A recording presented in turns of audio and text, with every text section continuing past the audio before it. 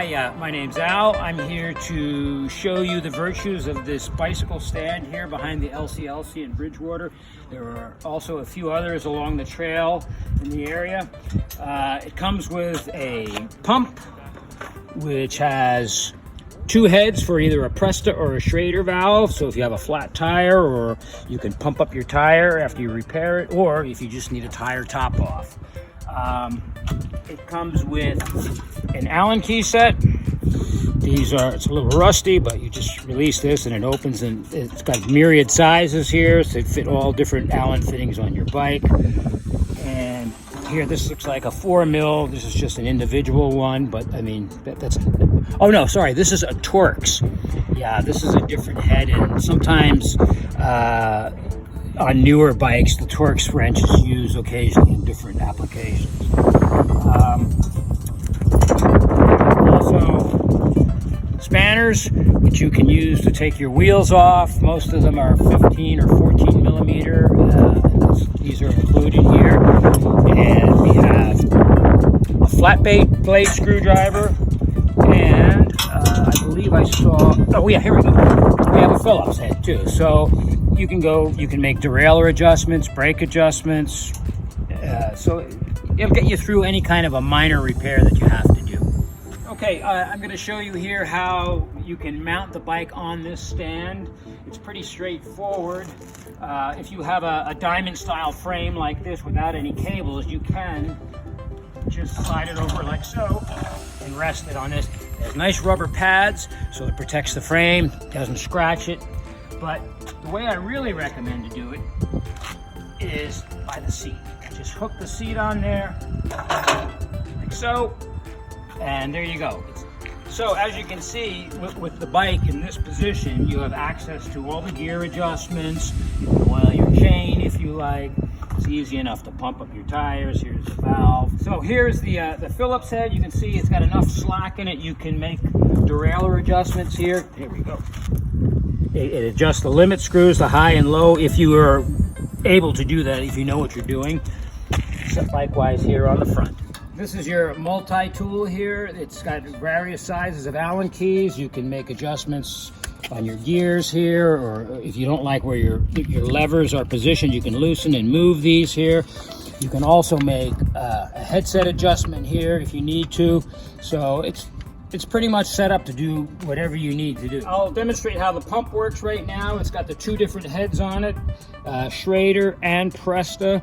This particular bike is a Schrader. The Schrader is also known as the car valve. It's the same as on your car tire. So what we can do is we just take the cap off, press it on firmly, and then lock. There we go. That squeezes the gasket around there, and then you can just pump away. Like so. The pump even has a gauge on it. It'll tell you what kind of pressure you're at. Done.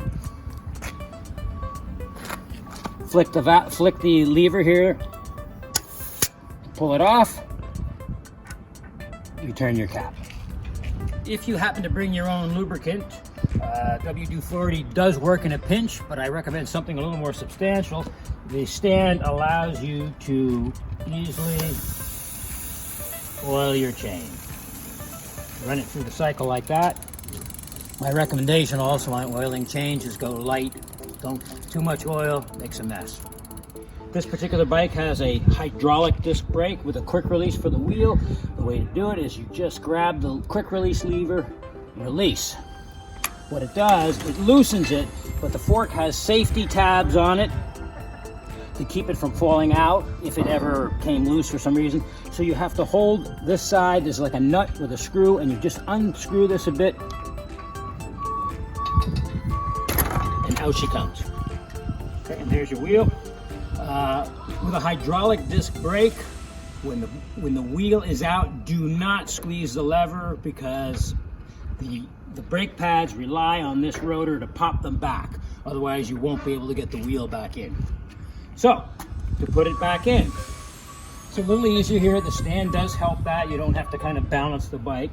You just have to line it up. You can actually push this down like so, and you can see where the rotor goes inside the brake. Here we go. There we go, she's in. We have to unscrew this back. Not all the way, you gotta experiment. Too easy, a little more. Still too easy.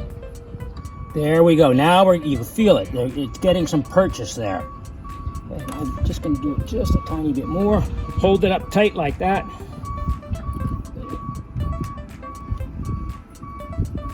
And there you go. Give it a spin. Perfect. No rub, no drag on the brake. People are nervous about is when a chain falls off. It hasn't fallen off here, but a good way to help get it back on is there's a little tab on the back derailleur here. Just minimize. All you have to do is push your fingertip. You push it forward, and it takes the tension off the chain, which allows you to pick it up and maybe put it on the gear changer again, or likewise on the back. And then you release, chain comes back up like